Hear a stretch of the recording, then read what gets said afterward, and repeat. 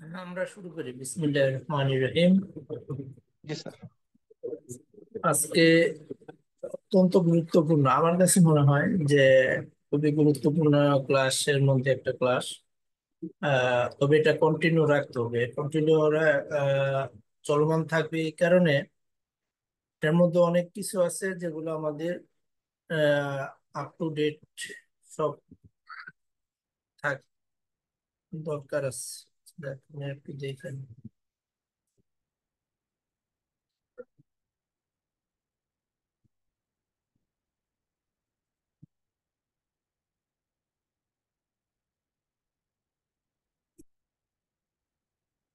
আমরা যারা ব্যাংকে জব করি তাদের ক্ষেত্রে সবচেয়ে গুরুত্বপূর্ণ হচ্ছে বিআরপিডি সার্কুলার গুলো, যে সবগুলো সার্কুলার আপডেট থাকা। বিশেষ করে যারা ক্রেডিট সেকশনে আছি বা সব ক্ষেত্রে, এবং যদি ক্যাশ সংক্রান্ত আসে তাহলে ওইটাও আমাদের জানতে হবে। এই। আর যদি এগুলো আমরা না জেনে আহ, মনের মতো করে ব্যাংকিং করি তাহলে হয়তো অডিট এবং অন্য কোনো যে কোনো ক্ষেত্রে আমরা একটা না একটা সময় আমাদের এই অজ্ঞতার ক্ষেত্রে কি আসবে, একটা ধরা খাবো। মানে আমরা অডিট ফেস করতে গেলে বা যে কোনো সমস্যা আমরা পড়ে যাবো যে কোনো সময়। সেই ক্ষেত্রে বাংলাদেশ ব্যাংক কি করছে, banking regulatory and policy department নামে একটা ডিপার্টমেন্ট চালু করছে। Banking regulatory and policy department, অর্থাৎ বাংলাদেশ ব্যাংকের আন্ডারে যে সব ব্যাংকিং বা আর্থিক প্রতিষ্ঠানগুলো আছে তাদেরকে পরিচালনা করার জন্য ব্যাংকিং রেগুলেটরি অ্যান্ড পলিসি ডিপার্টমেন্টের থেকে বিভিন্ন নির্দেশনা দিয়ে থাকে। এবং প্রত্যেকটা কি করছে ওনারা আবার মাস্টার সার্কুলার হিসাবে, এটাকে বলা হয় মাস্টার সার্কুলার হিসাবে রাখা হয়েছে যখন পরিপ্রেক্ষিতে। আর এই মাস্টার সার্কুলারটা অনেকটা সংবিধানের, দেশ পরিচালনা করার জন্য যেমন সংবিধান দরকার, আর ব্যাংক পরিচালনা করার জন্য এই ধরনের মাস্টার সার্কুলারটা কি আপনাদের বা আমাদের জন্য একেবারে সংবিধানের মতো কাজ করবে। এখন আমরা যেহেতু সংবিধান মানুষ সৃষ্টি, ওটারও সংশোধন করা যায় দেশের অবস্থা পরিপ্রেক্ষিতের ক্ষেত্রে। মাস্টার সার্কুলারটাও পরিবর্তন এবং আহ আধুনিকায়ন যাই বলি না কেন এটা করা যাবে। কিন্তু মূল বিষয় হচ্ছে এটা থেকে কিছু বাদ দেওয়া দিবে, কিছু অংশ যোগ করবে, কিন্তু এটাকে হবে ফান্ডামেন্টাল বা একেবারে মূল ভিত্তি হিসেবে ধরা হবে মাস্টার সার্কুলার। সেই ক্ষেত্রে আর ব্যাংকের কাজই আমরা জানি দুইটা মূল কাজ, একটা হচ্ছে আমানত সংগ্রহ করা, দুই হচ্ছে কি ঋণ বিতরণ করা বা ইনভেস্টমেন্ট বিতরণ করা।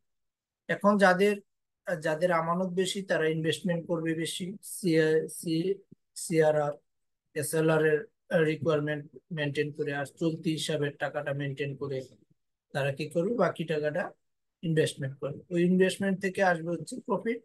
প্রফিটের অংশটা চলে যাবে আমানতকারীদের একটা অংশ, একটা অংশ স্যালারি এবং আনুষঙ্গিক অপারেটিং অ্যাক্টিভিটিসে চলে যাবে।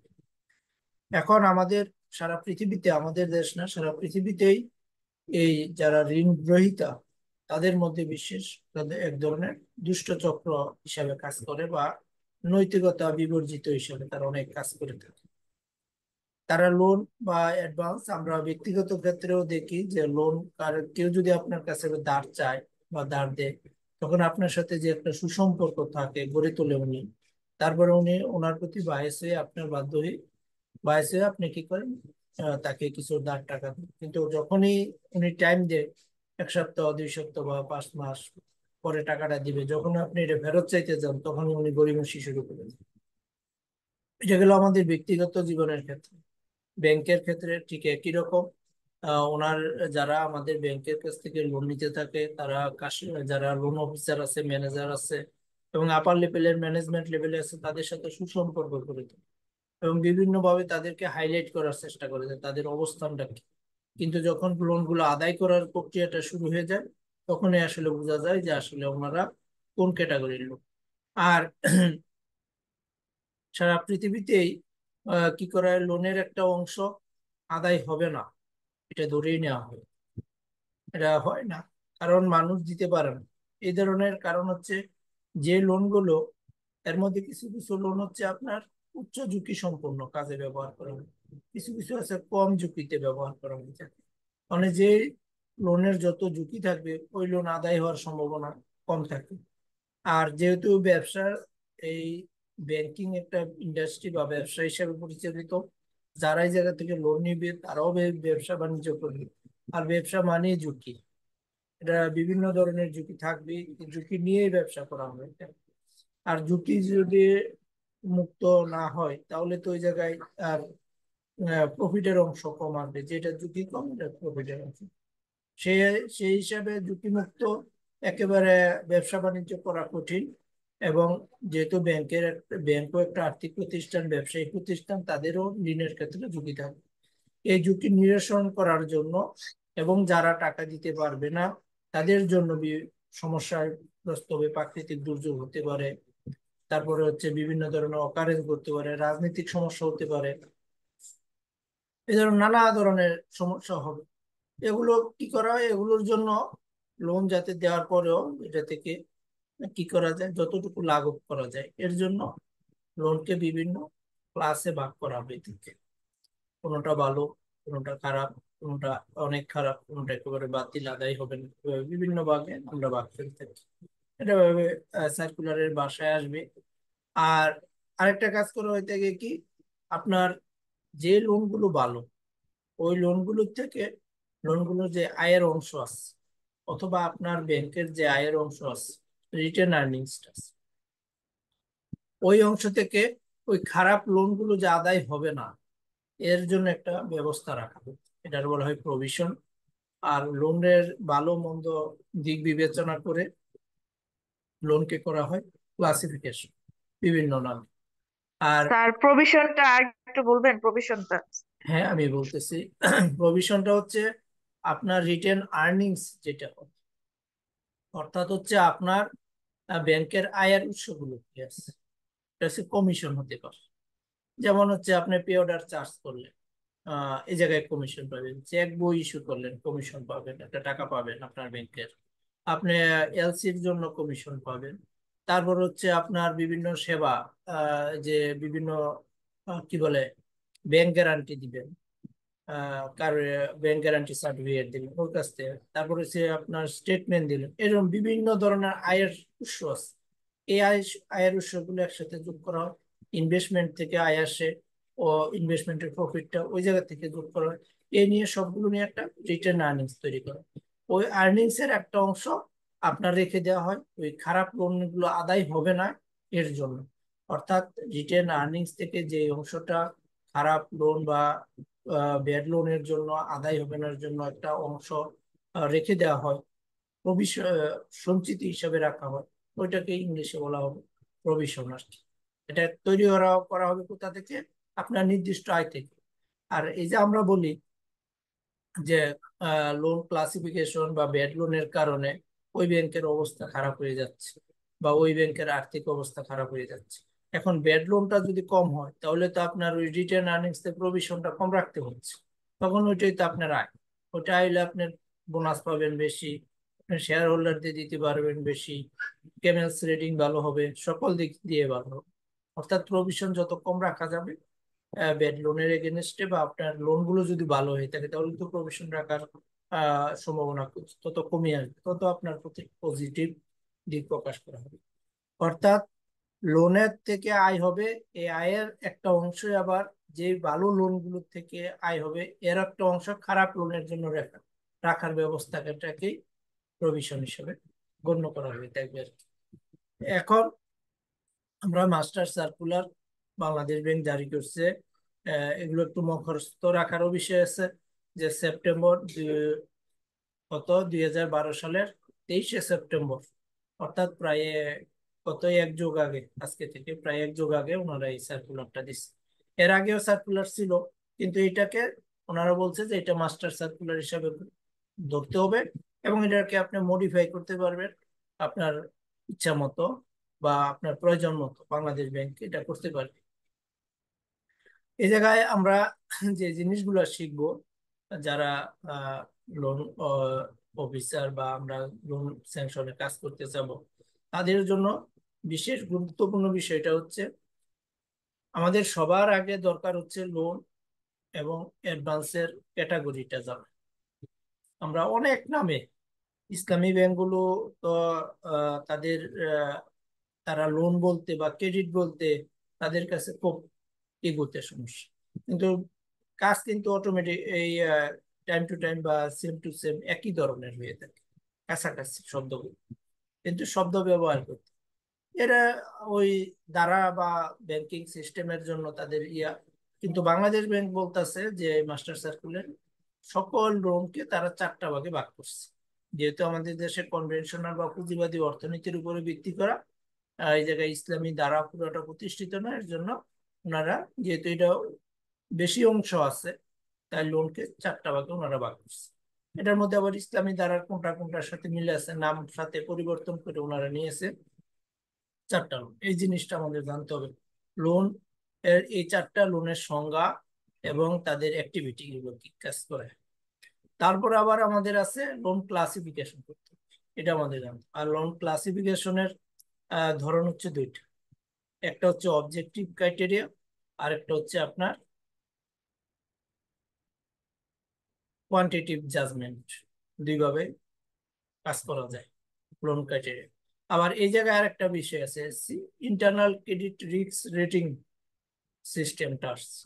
এই রিসেন্টলি সরকার, বাংলাদেশ ব্যাংক আপনার যে ক্রেডিটের যে কতটুকু রিস্ক আছে এটাকে আপনি রেটিং করতে, রেটিং করে দেখতে হবে যে এটা কোন ঋণটা কত পার্সেন্ট ঝুঁকিপূর্ণ, এটা বা বিবেচনা করার জন্য আপনার এই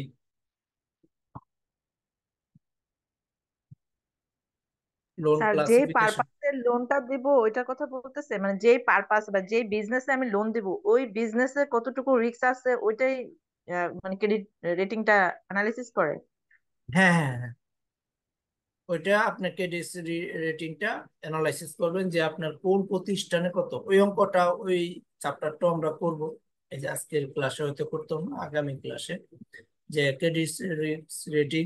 তারপরে আমরা আহ, এই জায়গায় ক্লাসিফিকেশন কিভাবে, এটা তো ওনারা একটা আহ, আইনের মতো করে দিছে, কিন্তু প্র্যাকটিক্যালও আমরা কিছু উদাহরণ সামনে এনে একটা অঙ্কের মতো, যেমন আজকে একটা অঙ্ক দেওয়া হয়েছিল, দেওয়া আছে দেখেন গ্রুপে, 96তম অঙ্কের পরীক্ষার সমাধানটা। আচ্ছা, আরেকটা জিনিস আমরা এই জায়গায় যে গুরুত্বপূর্ণ পাবো, যে এই জায়গায় ক্লাসিফিকেশনের জন্য আপনার ইন্টারেস্ট অফ ক্লাসিফাইড লোন, এর এর চেয়ে বেশি গুরুত্বপূর্ণ হলো আপনার এই যে প্রভিশন, আপনি কোন অ্যাকাউন্টের বা কোন ধরনের লোনের জন্য আপনি কি পরিমাণ প্রভিশন রাখতে পারবেন, এটাই হচ্ছে আপনাকে নির্ধারণ করে দিবে আপনার প্রফিটের কোয়ালিটি কিরকম হবে। আপনার যদি কোনো যে লোনগুলো, আমি একটা বলি, যেমন এই দেখেন একটা উদাহরণ হিসেবে 5%,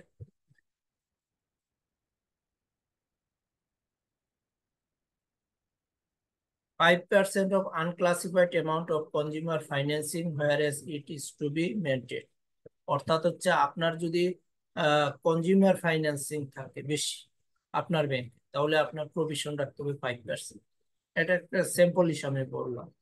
আবার যদি আনক্লাসিফাইড লোন থাকে, housing financing, loan for professional courses under consumer financing scheme, অর্থাৎ সেই ক্ষেত্রে আপনার হয়ে যাচ্ছে 2%। অর্থাৎ আপনার যদি কনজিউমার ফাইন্যান্সিং থাকে বেশি আপনার প্রতিষ্ঠানে, আপনার ব্রাঞ্চে বা আপনার ব্যাংকে, সেক্ষেত্রে কিন্তু ক্লাসিক আপনার প্রভিশন রাখতে হবে 5%। মানে আপনার লোন যদি থাকে 1 কোটি, 5 কোটি টাকা, এর মধ্যে যদি 3 কোটি টাকাই আপনার কনজিউমার লোন হয়ে থাকে, সেক্ষেত্রে আপনার কি করতে হবে, 5% প্রভিশন রাখতে হবে ওই আপনার রিটার্ন আর্নিংস থেকে। কিন্তু আপনার যদি এই ধরনের লোনগুলো না থাকে, যেমন এই যে স্মল এন্ড মিডিয়াম এন্টারপ্রাইজে থাকে, তখন আপনার প্রভিশন রাখতে হবে কত, আনক্লাসিফাইড বা এর জন্য 0.25%। তার মানে আপনার স্মল এন্ড মিডিয়াম এন্টারপ্রাইজ গুলোতে ইনভেস্টমেন্ট করা ভালো, আপনার প্রভিশন কম যাবে। এই ধরনের সেক্টর উপর ভিত্তি করে আপনার এই যে প্রভিশন গুলো এই জায়গায় ওনারা বলছে আর কি, বা বাংলাদেশ ব্যাংকের সার্কুলার। আরেকটা বিষয় আমরা দেখব, প্রভিশনের কিছু ভিত্তি, ফাউন্ডেশন।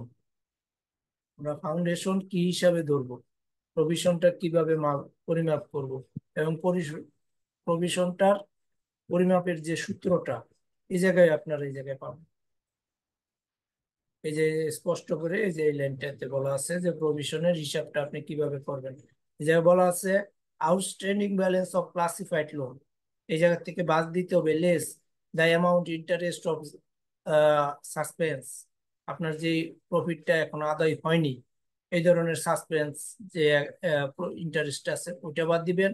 বাদ দিবেন হচ্ছে value of the eligible collateral, আপনার এলিজিবল কোলেটারাল কত আছে তা আপনাকে নির্ণয় করে এটা বাদ দিতে হবে।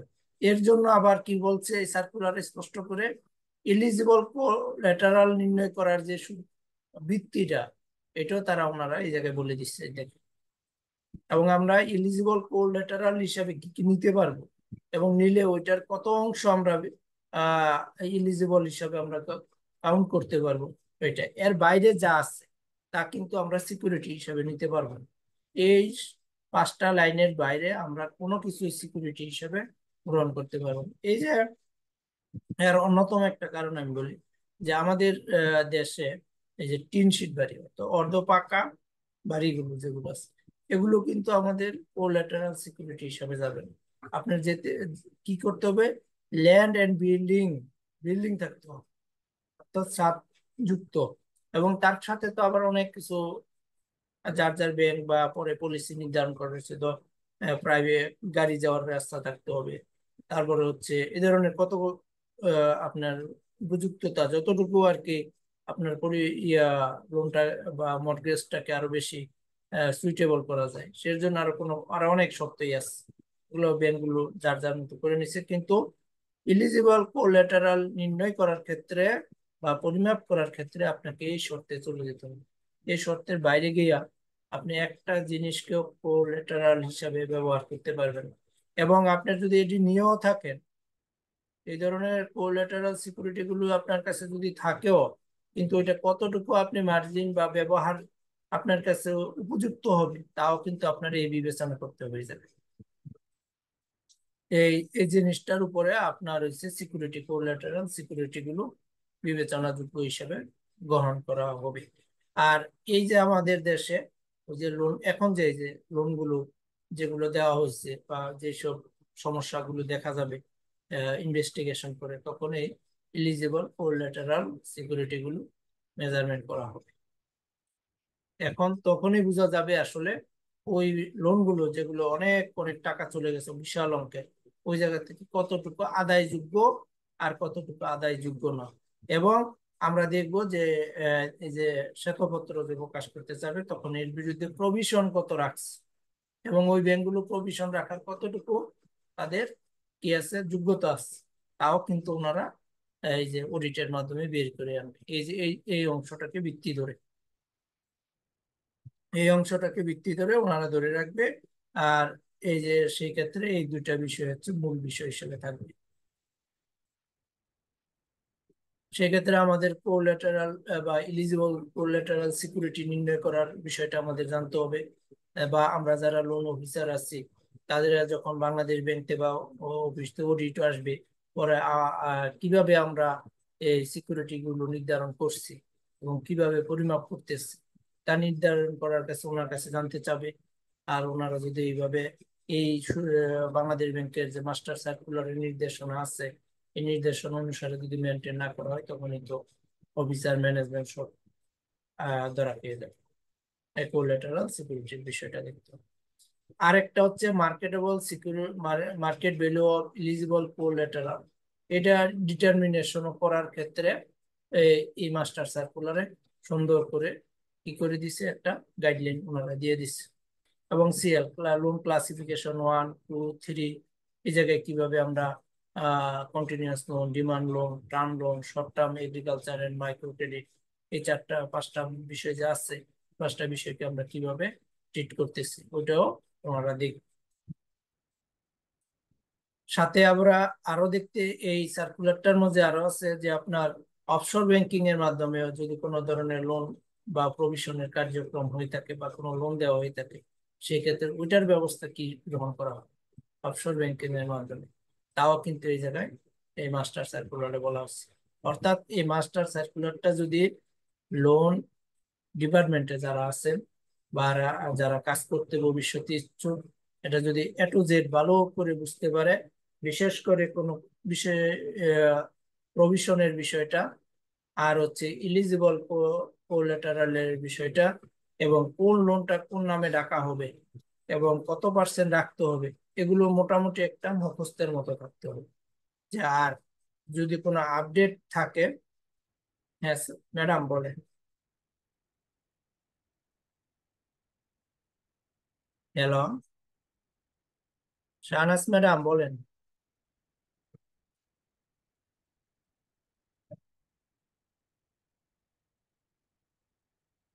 হ্যালো।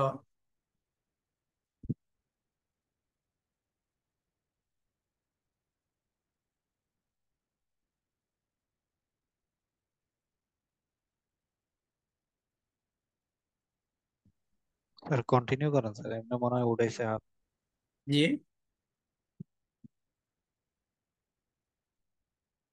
ম্যাডাম কি আছেন?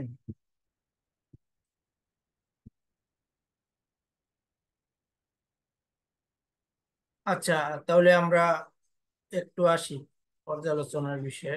ম্যাডাম তো কোনো কথাই বললো না।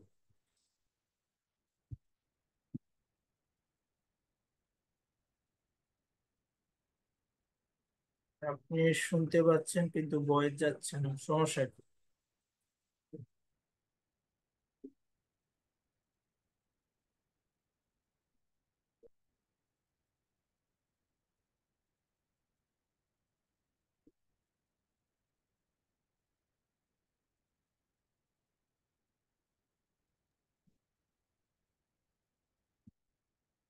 ম্যাডাম আবার কানেক্ট করেন।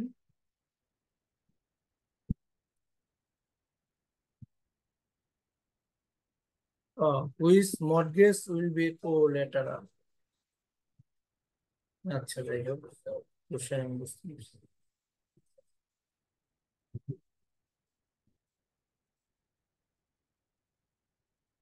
কোন মর্টগেজ গুলো কোল্যাটারাল হিসেবে গণ্য করা হবে? এই যে আপনার আহ এই জায়গায় স্পষ্ট করে বলাই আছে, তাহলে এটাই বলি আপনার কথা অনুসারে। যদি আগে লোনের ক্লাসিফিকেশন গুলো জানা যায় বলা উচিত, তারপর এটা বলি। In the definition of eligible collateral, মর্টগেজের মধ্যে ইলিজিবল কোলেটারাল কোনগুলো? As a mentioned in the above paragraph, the following collateral will be include eligible collateral determined base for provision.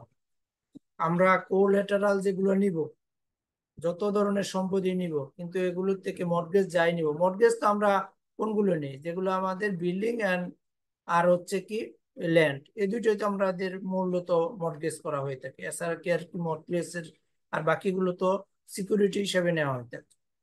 বাকিগুলো হয়তো আমাদের কাছে আসে বা আমাদের বোল্ডে থাকে, যেমন স্বর্ণ আমাদের বোল্ডে থাকতে পারে, আমাদের কবজার মধ্যে থাকতে পারে। এইভাবে কাজ করতে হয়। নগদ টাকা, অথবা কেউ এফডিআর করলো, এফডিআর এর ব্লকটা আমাদের কাছে থাকতে পারে, এই ধরনের বিষয়গুলো। আর কোলেটারাল ইলিজিবল যে কোলেটারালের বিষয়গুলো, এগুলোকে আমরা কিভাবে গণ্য করবো, কতটুকু কত পার্সেন্ট হিসাবে? যেমন এই জায়গায় বলা হচ্ছে 100% of deposit under Leyen against the loan. আপনার লোনের এগেনস্টে যদি কোনো ধরনের ডিপোজিট থাকে, ওইটাকে আপনি 100% ব্যবহার করবেন। যেমন আপনার এফডিআর করা হলো, এফডিআর করে আপনার কাছ থেকে 90% পর্যন্ত লোন নিল, যেটা আমরা এফও বলি আর কি ইসলামী ব্যাংকিং বিবেশে, এফও করা হয়। এটাকে আপনি 100% আপনি লিয়েন, আপনি ইলিজিবল গণ্য করবেন। তারপর হচ্ছে 100% ভ্যালু অফ গভর্নমেন্ট বন্ড।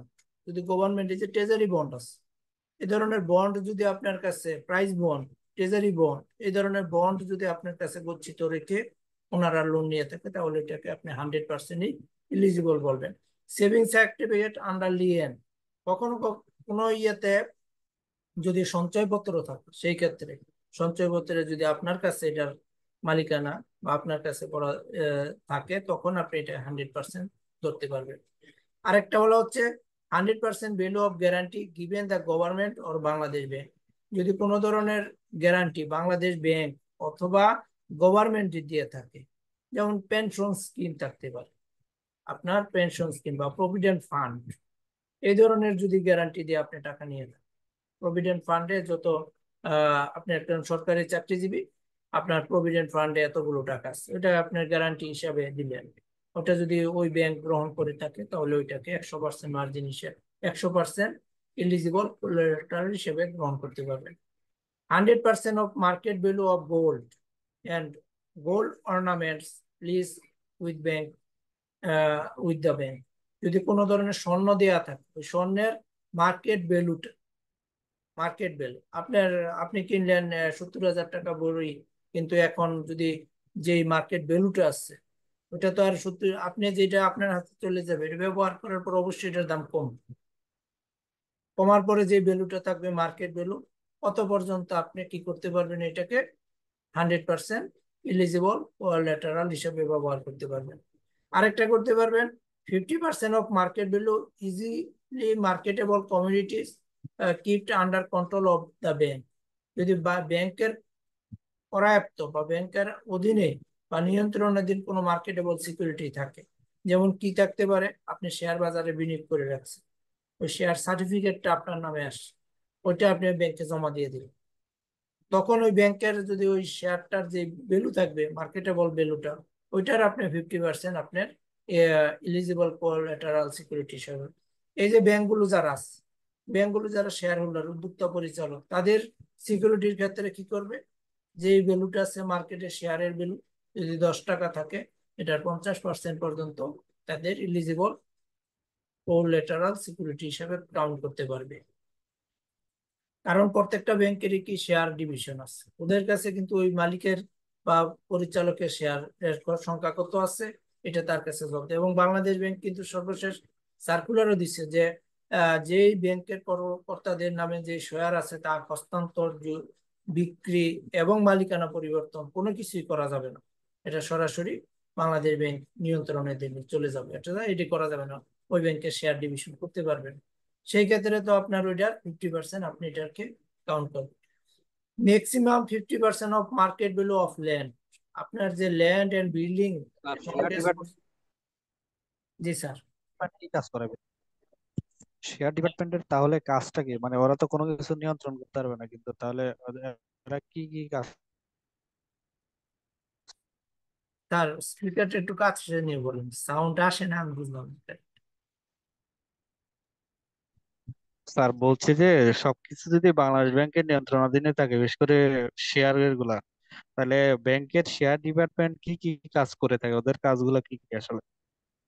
আহ, আমার এখন তো যে ব্যাংকগুলোকে সরকার এই যে পরিচালক পর্ষদ ভাঙছে বা যাদের বিরুদ্ধে সমস্যা আছে তাদেরকে এই কথা বলা হচ্ছে, তাদেরটা শেয়ার ডিভিশন যারা আছে এদের নিয়ন্ত্রণে চলে যাবে বাংলাদেশ ব্যাংক, তাদের পারমিশন ছাড়া কোনো কাজই করতে পারে।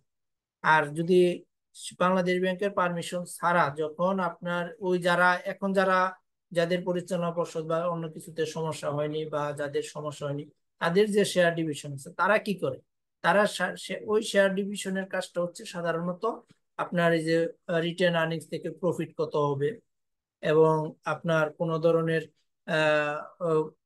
অথরাইজ অথরাইজ বা পেড আপ ক্যাপিটাল বৃদ্ধি করার প্রয়োজন হবে কিনা, কোন পরিচালক পর্ষদ শেয়ার বিক্রি করতে চায় কিনা। আমরা মাঝে মাঝে যে শেয়ার বিস বা কি বলে এটা, বিভিন্ন পত্রিকায় দেখি একজন পরিচালক 40,000 বা 40 লাখ শেয়ার বিক্রি করতে চাচ্ছেন, এই যে প্রক্রিয়াগুলো, ওগুলো তখন ওই নিজ নিজ ব্যাংকের শেয়ার ডিভিশন এটাকে কন্ট্রোল করে থাকে, নিয়ন্ত্রণ করে থাকে এবং দেখাশোনা করে থাকে। আর এই রিপোর্টগুলো, তার পরিচালক শেয়ার বিক্রি করে দিতে পারবে, সেক্ষেত্রে শেয়ার ডিপার্টমেন্ট কাজ করবে। হ্যাঁ, ওই শেয়ার ডিভিশনের কাছ থেকে পারমিশন থাকবে এবং কারা কিনবে এটা তারা মনিটর করবে। কিন্তু যখন আপনার বাংলাদেশ ব্যাংক এমবার্গো দিবে যেসব প্রতিষ্ঠানের প্রতি, তখন তো তারা আর পারবে না, তখন তো ওইসব শেয়ার আর বিক্রি হবে না। বাংলাদেশ ব্যাংক পারমিশন দেওয়ার পরে কার কাছে মালিকানা যাবে, এবং এই যে যেসব ব্যাংকগুলোতে মালিকানা পরিবর্তন হয়েছে, তাদের ওই যে শেয়ার তো আর ওইসব মালিক পরিবর্তন করতে পারবে না বাংলাদেশ ব্যাংকের, এবং যারা কিনবে তারা এইভাবে এই 50% কোলাটেরাল সিকিউরিটি তাদের ঋণের এগেনস্টে বিবেচনা করবে, অথবা মার্কেট ভ্যালু এত ধরবে, সেই ধরে তাকে এই হিসাবে লোনটাকে বিবেচনা করবে। যদি ওই মালিকের এগেনস্টে লোন নেওয়া থাকে, ওর উনি যদি ওই ব্যাংক থেকে বা অন্য কোনো ব্যাংক থেকে ঋণ নিয়ে থাকে এবং ঋণের বিপরীতে তারা যদি সিকিউরিটি দিয়ে থাকে তাদের শেয়ারের মালিকানাটা, তখন ওইটার ফিফটি স্যার পার্সেন্ট এখানে বিবেচনা। শেয়ার শেয়ার শেয়ার স্টককে মানে 50% ভ্যালু কেন ধরা হলো এখানে যৌক্তিকতাটা হ্যাঁ কি? হ্যাঁ, বুঝিনি।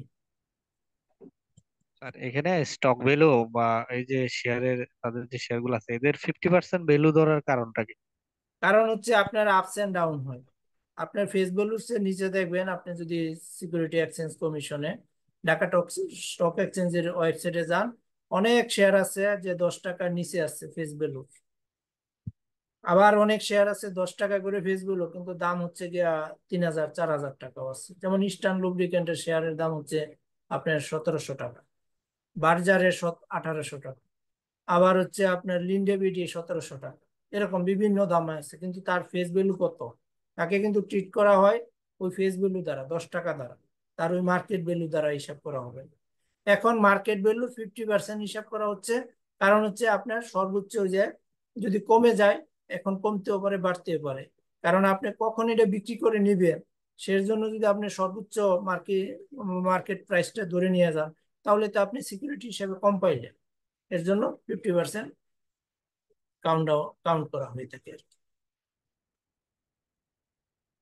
আর একটা হলো কোনটা বললাম, ল্যান্ড বিল্ডিং এর ক্ষেত্রে ম্যাক্সিমাম 50% আপনারা নিতে পারবেন ইলিজিবল কোলাটেরাল সিকিউরিটি হিসাবে। আপনারা যদি এখন কোনো জমির দাম 1 কোটি টাকা আছে, এটাতে আবার তিনটা ভাগ করা হয়ে থাকে সাধারণত। একটা হচ্ছে ফোর্স ভ্যালু নির্ধারণ করা হয়ে থাকে যখন মর্টগেজ নেওয়া হবে। আবার হচ্ছে আপনার ওই এলাকার আহ, কি বলে বলা হয় এটা, আহ, আহ, মার্কেট ভ্যালু, মৌজা রেট মৌজা রেট, একটা হচ্ছে মৌজা যে রেটটা বলা হয়ে রেজিস্ট্রি থাকে। আর একটা হচ্ছে বর্তমান রেজিস্ট্রি রেটটা বলা অফিসের হয়ে থাকে। বিগত 1 বছরের ভ্যালু। ঠিক আছে, আপনার মৌজা রেট ধরা হয়ে থাকে, মার্কেট ভ্যালু ধরা হয়ে থাকে, ফোর্স ভ্যালু ধরা হয়ে থাকে, বিভিন্ন ভাবে মূল্যটা ধরা হয়ে থাকে। এখন এই জায়গায় যদি আপনার এগুলো সবগুলোই আপনার ভুল থাকে। তার ফোর্স ভ্যালুর সাথে মৌজা রেটের পার্থক্য হ্যাঁ, থাকতে পারে হয়তো বা কি করলে টাকাটা পাওয়া যাবে ফোর্স ভ্যালু হচ্ছে ওদের সাথে। যে কোনো একটা সমস্যা হয়ে গেল, যাওয়ার পরে বা যে কোনো সময় আপনি ইচ্ছা করে, আপনার যেহেতু এটা আপনার ইমিডিয়েট কাছে, বিক্রি করতে হলে তখন তো আর মৌজা রেট পাওয়া যাচ্ছে না। না না, ফোর্স ভ্যালু তো আপনার সবসময় মৌজা রেট এবং মার্কেট রেটের চেয়ে কম হয়। হ্যাঁ সেটাই আমি বোঝাতে চাচ্ছি যে রেগুলার ভ্যালুটা সে পাবে না, যেহেতু এটা অ্যাক্সিডেন্টালি বিক্রি করতেছে হঠাৎ করে বাধ্যতামূলক ভাবে। এই জন্য স্বাভাবিক যে রেট যেটা মৌজা রেট নির্ধারিত হয় সেটা পাবে না আর কি। না না, এটা পাবে না, এটা কম হবে। এবং ওই কমটাও ধরতে হবে যে আপনি এখন বিক্রি করতে চাচ্ছেন কিরকম, এটা আসতেছে ফোর্স ভ্যালু। যে কোনো কারোর কাছে বিক্রি করলে সে কত দামে কিনবে সর্বনিম্ন। আরেকটা হলো আপনার 50% of average market value of the last 6 month or 50% of face value. এই যে এখানে আপনার ওই কথাও আসছে যে আপনি কোনো একটা মার্কেটেবল সিকিউরিটি যেটা আছে, যেমন কোনো শেয়ার কিনে থাকলে, ওইটার এভারেজ ভ্যালু বের করবেন কত দিনের, 6 মাসের। 6 মাসের এভারেজ ভ্যালু করে ওর 50%, অথবা ফেস ভ্যালু 50%। তাহলে আপনার ওই যেসব ব্যাংকের ইয়ারা আছে যাদের শেয়ার বিক্রি করে গভর্নর সাহেব বললো যে টাকা ফেরত নিবে, সেই সব শেয়ারের ইয়া সিকিউরিটি দিয়ে যদি ওই সব কোম্পানি মালিকেরা আহ কি করে ঋণ নিয়ে থাকে, তাদের শেয়ারের ভ্যালুটা কত আছে, যেমন বেক্সিম করেই ধরেন, বেক্সিম কত আছে, 13 টাকা করে, কিন্তু তার ফেস ভ্যালুটা কত, ফেস ভ্যালুটা হচ্ছে 10 টাকা। এখন এখন বিগত 6 মাসের মার্কেট ভ্যালু বিবেচনা করবে, অথবা কি করবে, ফেস ভ্যালু 50% বিবেচনা করবে। এটা হচ্ছে বিবেচনা করতে হবে। কিন্তু এগুলো সবগুলো বিবেচনার ক্ষেত্রে যে জিনিসটা শেষে আসবে, which ever is less of the share trade in the stock exchange. যখন আপনার এই যে এগুলো বিবেচনা করবেন এই যে এই ক্ষেত্রে, তখন আপনার লেস ভ্যালু যেটা হুইচ এভার ইজ লেস, যেটা কম, of the share trade in stock exchange, এবং যেটা কম মূল্যে আছে ওইটাকে আপনি এলিজিবল কোলেটারাল সিকিউরিটি হিসেবে কোনো, যেমন আমি বলি যে মার্কেটের যে শেয়ারের ভ্যালুটা এটা 20 টাকা, 25 টাকা, 30 টাকা, এইভাবে 6 মাসে ওইটার আসলো হলো আপনার এভারেজে 7 টাকা, এভারেজে 14 টাকা আসলো, 6 মাসে এটার 50% করলেন, আপনার আসলো হচ্ছে 7 টাকা ভ্যালু। আর আপনার ফেস ভ্যালুর আসলো কোনটা, ফেস ভ্যালু তো 10 টাকা, এর অর্ধেক কত, 5 টাকা। তাহলে আপনি নিবেন কোনটা, উইচ ইভার ইজ লেস, যেটা আপনার কম, কোনটাই 5 টাকা নিবেন, ওই 2 টাকা ওনার বাদ চলে যাবে of the share trade in the stock exchange. এবং ওই শেয়ারগুলোর আবার ট্রেড হতো, কোনো ব্লক শেয়ার বা স্যার আরেকটু বলেন স্থগিত এটা। শেয়ার, ওগুলো কিন্তু বিবেচনা করা হবে। স্যার আরেকবার বলেন একটু। আবার বলবো, আমি বলতেছি যে আপনার এভারেজ, মনে করেন প্রত্যেকটা শেয়ারের দাম সিকিউরিটি এক্সচেঞ্জ কমিশন কি করছে, 10 টাকা করে ফেস ভ্যালু নির্ধারণ করছে। এটা আপনার ওই শেয়ারটার দাম 5,000 হোক, 3,000 হোক, 100 হোক, 200 হোক, ওইটা কোনো বিষয় না। আপনার বেস ভ্যালু হচ্ছে 10 টাকা। এখন আপনার যে শেয়ারটা, যেটা তো আপনার মালিক বা যে কোনো একজন XYZ মালিক, তার এই শেয়ারটাকে কি করবে, যে গত 6 মাসে আপনার এভারেজ ভ্যালুটা কত আসে 6 মাস, এরকম হইতে পারে 10 টাকা, 15 টাকা, 20 টাকা, আবার নেমে আসলো 17 টাকা, আবার আসলো 25 টাকা। এইভাবে 6 মাসের প্রত্যেক দিনের শেয়ারের ভ্যালুটি যোগ করবে, যোগ করে 6 মাসের দিন দিয়ে বা 180, কত, 180 দিন, 180 দিন দিয়ে ভাগ করে দিবে। ভাগ করার পরে একটা রেজাল্ট আসবে, ওইটা মনে করেন আসলো 14 টাকা, গড়ে 14 টাকা মার্কেট ভ্যালু থাকবে 6 মাস। তখন ওই 14 টাকার কি করবে, পার শেয়ারের ভ্যালুটারে 50% করবে, কত আসলো, 7 টাকা। এটা রাখবে এক অংশে। আরেকটা কি করবে, ওই শেয়ারটার ফেস ভ্যালু কত ছিল, ফেস ভ্যালু ছিল হচ্ছে 10 টাকা, তাহলে ফেস ভ্যালু 50% করবে, তাহলে আসলো 5 টাকা। এই দুইটার কম্পেয়ার করে ছোট কোনটা, 7 টাকা ছোট না 5 টাকা ছোট, অবশ্যই 5 টাকা ছোট। ওইটা বলছে আপনাকে ইলিজিবল কোলাটেরাল হিসেবে গণ্য করতে। এই জায়গায় বলা হচ্ছে হুইচ ইজ লেস, যেটা ছোট, of the share trade in stock exchange, যেটা আপনার এই স্টক এক্সচেঞ্জে আছে যে শেয়ারগুলো, এটার মধ্যে যেটা ছোট ওইটা আপনাকে বিবেচনা করতে। তখন ওই 6 মাসে আপনার শেয়ারের দাম যতই হোক, যেমন Beximco share, Beximco farmer share 180 টাকা, 300 টাকা পর্যন্ত সালমান এফ রহমান ইয়া করে নিয়ে গেছে, কারসাজি করে। ওইটা ওনারা বিবেচনা করবে 6 মাসে। 6 মাসে বিবেচনা করে যদি দেখে পার ভ্যালু আসতেছে 160 টাকা, কিন্তু ফেস ভ্যালু আসতেছে 5 টাকা করে পার শেয়ারে, তখন ওই যে 160 টাকা কোনো মূল্যই হলো, অর্থহীন হয়ে দাঁড়াইলো।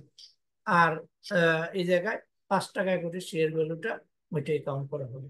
তাহলে উনি যে কারসাজি করলো, এটা তো এই জায়গায় ধরা হয়ে গেল এই কারসাজির কার্যক্রমটা। এরকম সকল ব্যাংকের, সকল এটা প্রতিষ্ঠানের না হয় কারসাজি ধরলেন স্যার, এটা না হ্যাঁ, হয় কারসাজি ধরলেন, এটা না হয় কারসাজি ধরলাম, হুম, কিন্তু একটা মানে জেনুইন একটা প্রোডাক্ট বা কোম্পানির শেয়ার তো 10 টাকা ফিজিবল থাকলে সেটা 180 টাকা বা 200 টাকা বা এরকম, যেমন রবি শেয়ার বা গ্রামীণ ফোনের শেয়ার 260 টাকা এইভাবে তো হইতে পারে। তখন তো মানে সেক্ষেত্রে কি লুজার হবে না? সেক্ষেত্রে আপনার তো হিসাব করতে হবে, আপনার ইলিজিবল কোলাটেরাল সিকিউরিটিটা, আপনার যে লোন দিচ্ছেন, এই লোনটা কতটুকু রিস্ক ফ্রি থাকতে পারে।